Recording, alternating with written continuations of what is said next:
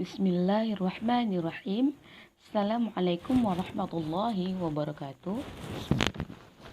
Nama saya Sari Ashifa dari PAUD 2 semester 6 NIM 0308 172076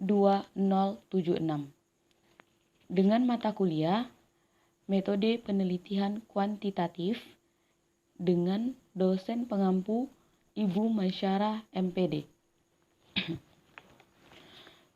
Puji syukur kepada Allah di mana Dia telah memberikan kita banyak nikmat dari kita mulai tidur sampai kita tidur kembali. Dia begitu banyak sekali memberikan nikmat.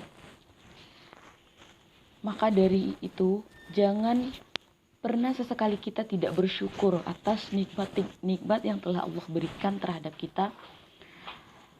Sholawat dan salam tidak lupa kita sanjung tinggikan kepada baginda Rasulullah SAW, di mana dia syafaatnya yang kita harapkan di yaumil mahsyar nanti.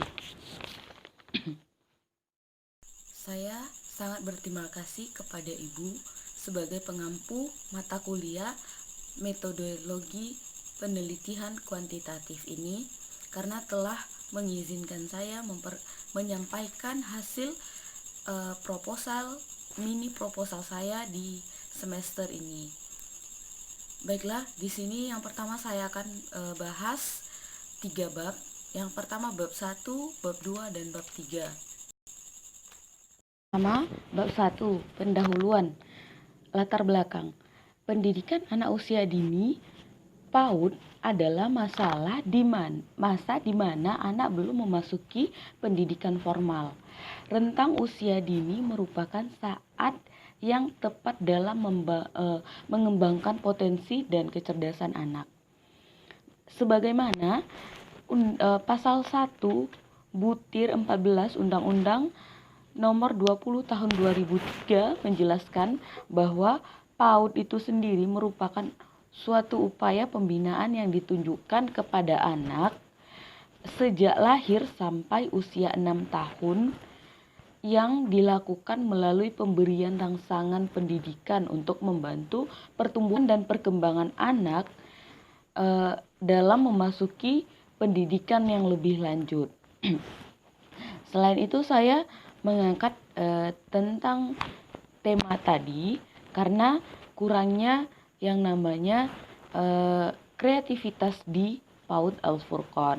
Nah, selanjutnya yang mengidentifikasi masalahnya itu kurang terampilnya prakarya anak dalam mengumpulkan media yang sudah disediakan oleh guru.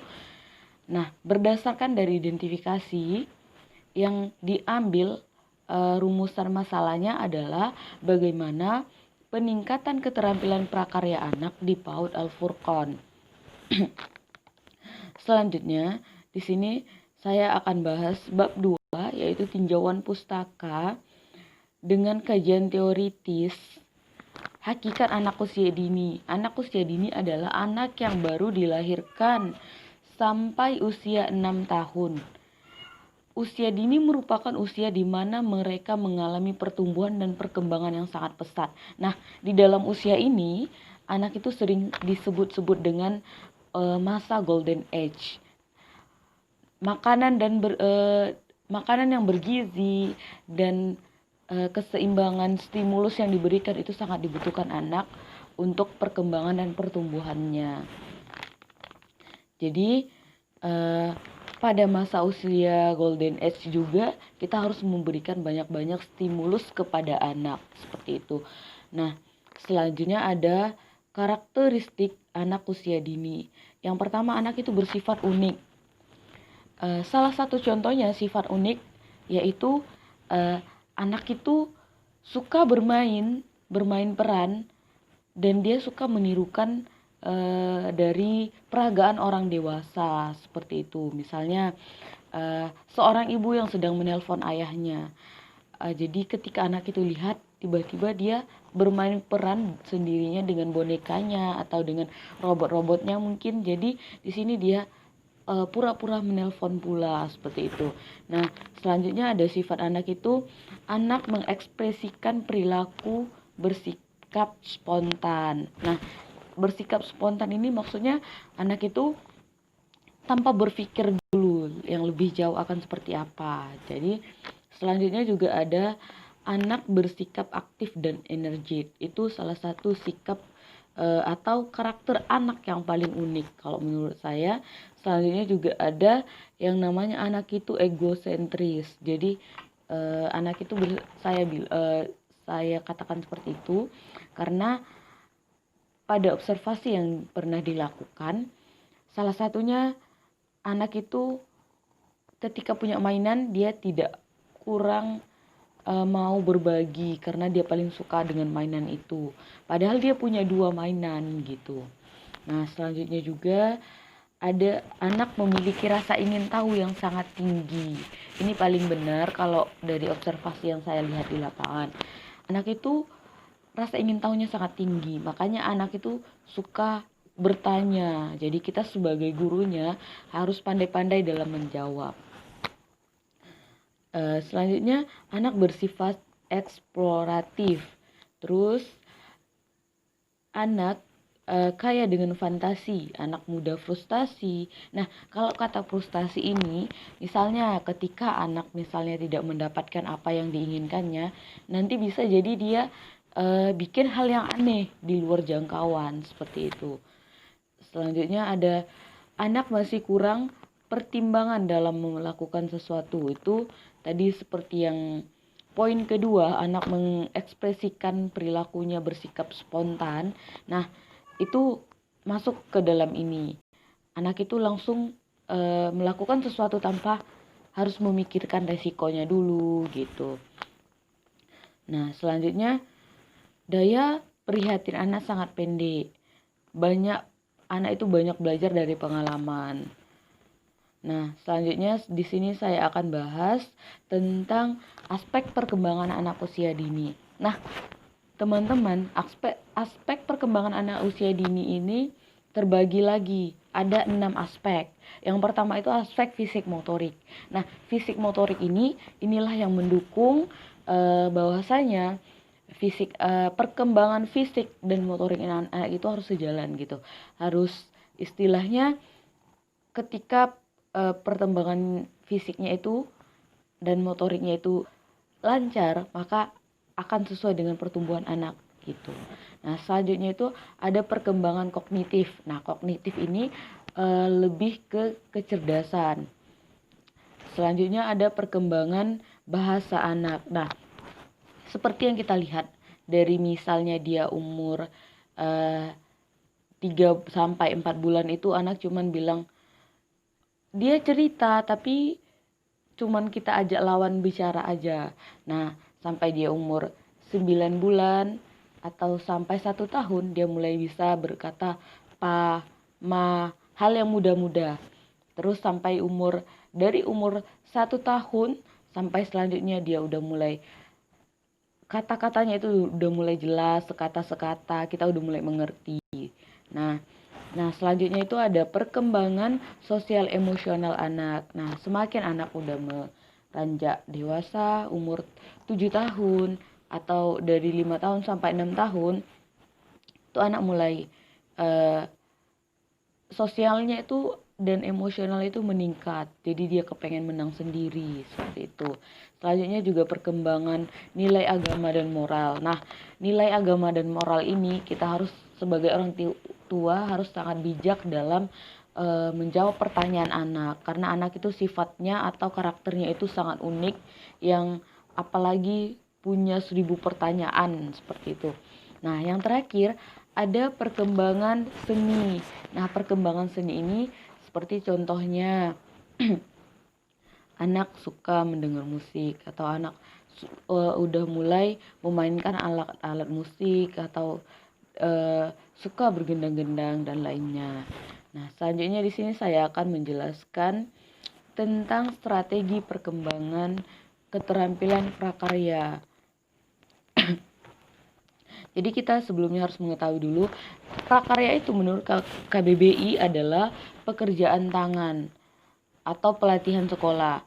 Pra memiliki makna sebelum, sedangkan karya adalah hasil karya yang sudah jadi gitu. Nah, prakarya ini didefinisikan sebagai hasil kerja yang belum jadi atau masih dalam bahan mentah. Prakarya ini masih berupa proof of concept to people property. Selanjutnya, tujuan keterampilan prakarya adalah diantaranya itu melatih kreatif dan imajinasi anak, melatih kemampuan motorik anak, mengisi waktu luang anak, melatih kebiasaan kesabaran dan emosional anak, melatih mengajarkan anak mengerti instruksi. Nah, instruksi ini sangat perlu nih, karena kita beri arahan sama anak, kita lihat perkembangan anak dalam mengikuti instruksi kita. Selanjutnya menghemat. Nah, menghemat ini maksudnya kita daripada kita misalnya langsung beli gitu. Misalnya kita buat bunga dari pipet atau bahan-bahan benang wol. Nah, daripada kita beli bagus, kita menghemat, kita beli bahan-bahan yang mentah lebih murah, atau kita kumpulkan pipet-pipet bahan bekas, akan lebih menghemat. Terus melatih konsentrasi anak, menambah daya ingat anak. Nah, ketika kita beri arahan, otomatis anak akan mengingat, oh setelah buat A, buat B, seperti itu. Selanjutnya, nah, kegiatan praktek langsung anak bertujuan itu diantaranya memudahkan dan menangkap materi yang disampaikan sehingga anak langsung mengetahui dan dapat terampil dalam melakukannya. Selanjutnya, menumbuhkan curiosity atau rasa ingin tahu anak tadi. Seperti karakter anak tadi kan ada karakternya yang ingin tahu yang sangat tinggi. Nah, di sini kita akan bangun. Selanjutnya, mempermudah anak dalam memahami suatu proses atau tata cara yang sedang dilakukan. Nah, dan anak akan mendapatkan pengalaman belajar yang nyata. Seperti itu. Selanjutnya, di sini saya akan bahas bab 3 tentang metode penelitian. Nah, lokasi yang saya ambil itu yang pertama di lokasi pendidikan anak usia dini di PAUD Al-Furqon yang terletak di Desa Sikapas, Kecamatan Muara Batang Gadis, Kabupaten Mandailing, Natal. Selanjutnya itu saya ambil desain penelitiannya itu tentang menggunakan satu kelas di mana dibagi menjadi 2 kelompok. Nah, selanjutnya tentang populasi dan sampel. Nah, populasinya itu dalam penelitian ini saya ambil di seluruh anak yang usia 5-6 tahun di PAUD Al-Furqon. Nah, sampelnya sendiri itu semua anak yang satu kelas itu yang terdapat usianya 5-6 tahun. Nah, selanjutnya tentang definisi operasional.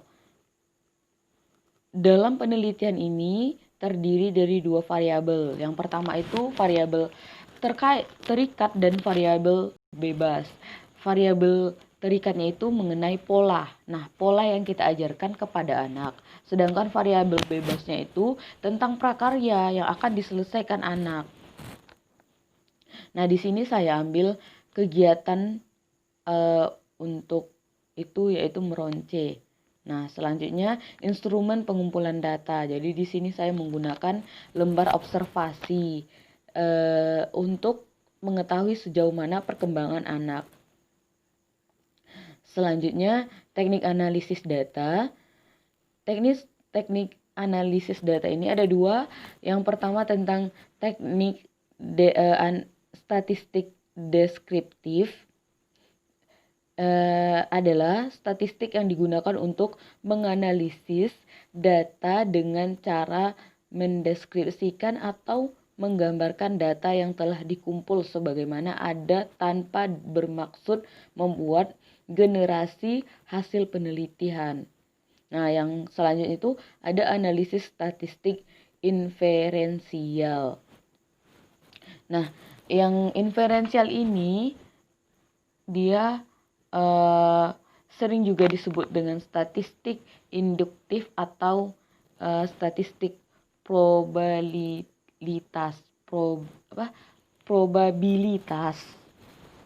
Nah, teknik analisis ini digunakan untuk menganalisis data sampel yang hasilnya itu digunakan untuk populasi yang jelas. Nah, di sini tadi menggunakan hal yang jelas. Selain itu juga teknik pengambilan sampel dan populasi yang dilakukan itu secara random. Nah, dengan demikian maka akan dilakukan pengujian normalitas dan homogenitas untuk menguji hipotesis penelitian tersebut. Seperti itu. Nah, teman-teman, sekian dari presentasi saya. Terima kasih sudah mendengarkan dan sudah melihat. Kepada Ibu, saya berterima kasih banyak karena telah memberikan kesempatan. Nah, atas segala kekurangan, saya mohon maaf. Kepada Allah saya minta ampun karena yang sempurna itu hanya Allah. Sekian dari presentasi saya. Saya tutup. Wabillahi taufiq wal hidayah. Assalamualaikum warahmatullahi wabarakatuh.